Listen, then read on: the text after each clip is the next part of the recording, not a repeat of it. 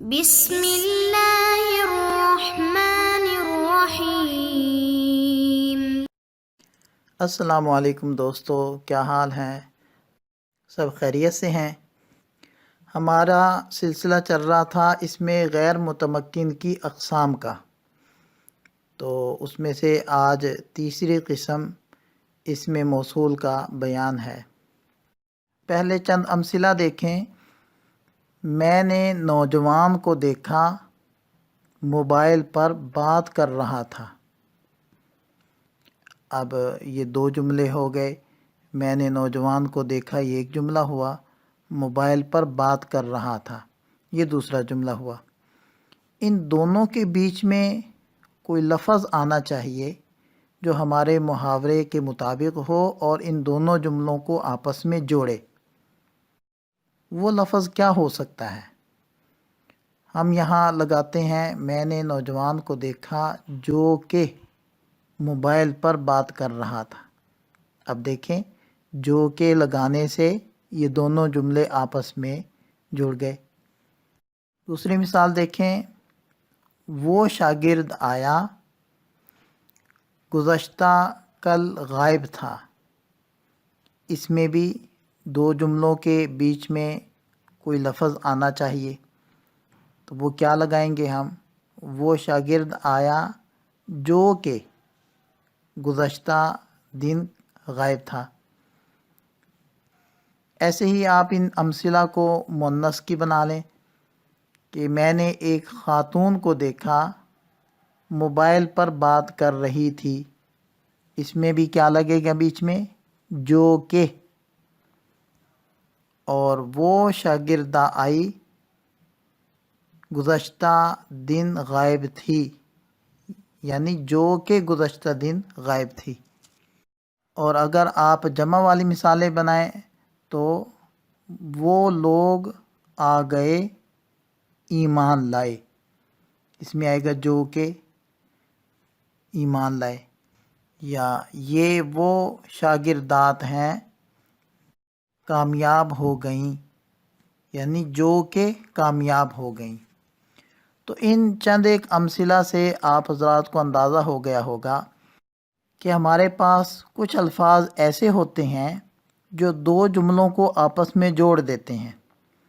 وہ کیا الفاظ ہیں؟ جو کہ، جس، جسے، جن، جنہیں۔ اس قسم کے جو الفاظ ہیں وہ اس مقصد کے لیے استعمال ہوتے ہیں۔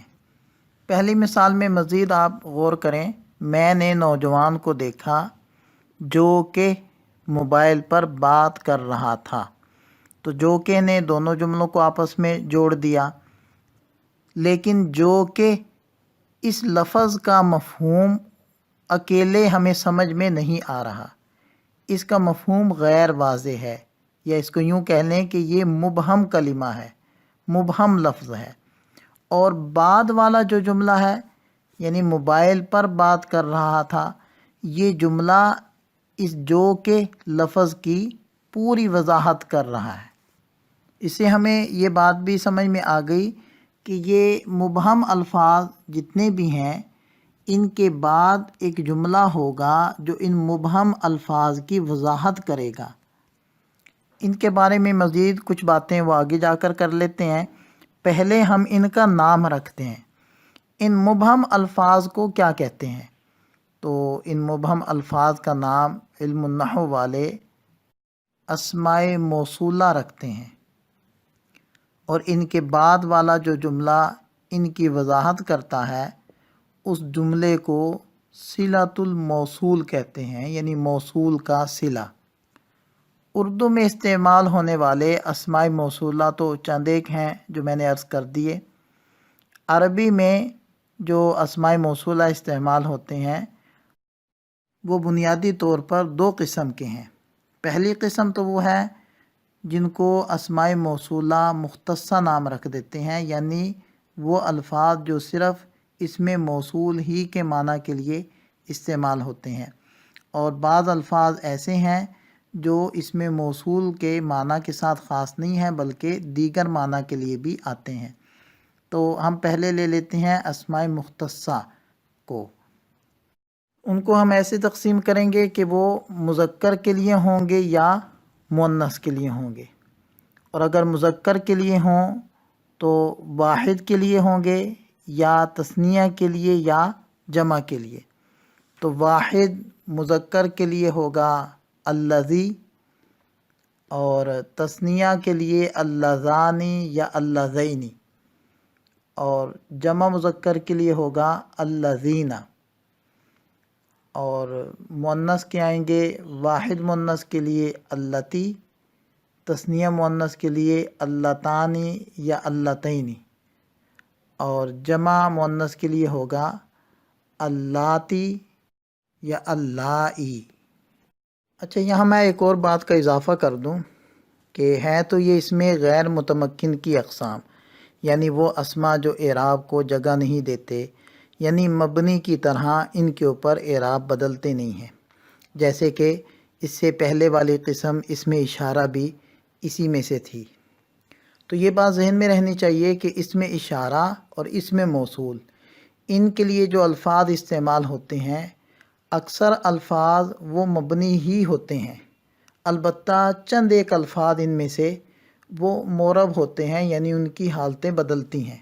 تو اس میں اشارہ میں سے جو تثنیہ ہے، جیسے ہازانی، یہ تثنیہ اس میں گزرا ہے، تو یہ رفع حالت میں ہے۔ جو تثنیہ کا آپ نے ضابطہ پڑھا تھا کہ تثنیہ مرفوع ہوتا ہے الف نون کے ساتھ، تو یہ رفع حالت میں ہے، اور نصبی اور جری حالت میں ہازینی ایسے استعمال ہوگا۔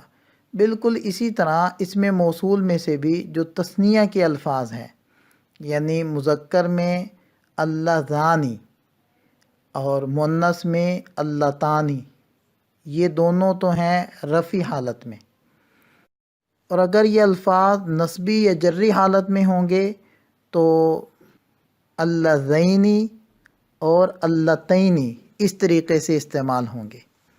اسی وجہ سے اس کی جو دونوں حالتیں تھیں وہ یہاں ذکر کر دی گئی ہیں۔ ان کے علاوہ یعنی تثنیہ کے علاوہ چاہے وہ مفرد ہوں چاہے جمع ہوں، چاہے مذکر ہوں چاہے مؤنث ہوں، چاہے اس میں اشارہ ہو چاہے اس میں موصول ہوں، یہ تمام الفاظ مبنی ہوتے ہیں، یعنی بدلتے نہیں ہیں۔ لہذا الذی رفع حالت میں بھی الذی ہے، نصبی میں بھی الذی، اور جری حالت میں بھی الذی، اور جمع الذین، یہ بھی تینوں حالتوں میں الذین، اور اللتی بھی تینوں حالتوں میں اللتی رہے گی، اور اللاتی اور اللائی یہ الفاظ بھی تینوں حالتوں میں اسی حالت پر باقی رہیں گے۔ اسی طرح اس میں اشارہ میں بھی ہذا اور ہاؤلائی قریب کے لیے، اور ذالکا اور اولائکا یہ بعید کے لیے مذکر میں، یہ مبنی ہی ہیں، یہ تینوں حالتوں میں رفع، نصبی اور جری حالت میں ایک حالت پر ہی برقرار رہیں گے، اور مؤنث کے اندر بھی ایسی ہے، ہذہ اور ہاؤلائی، اور تلکا اور اولائکا یہ اسی حالت پر برقرار رہیں گے۔ آج کے لیکچر میں تو اتنا ہی، اگلے لیکچر میں ہم ان کی امثلہ عربی کی بھی بناتے ہیں اور اس کے اعتبار سے کچھ گفتگو کریں گے۔ اللہ تعالی ہم سب کا حامی و ناصر ہو، دعا میں یاد رکھیے گا۔ السلام علیکم۔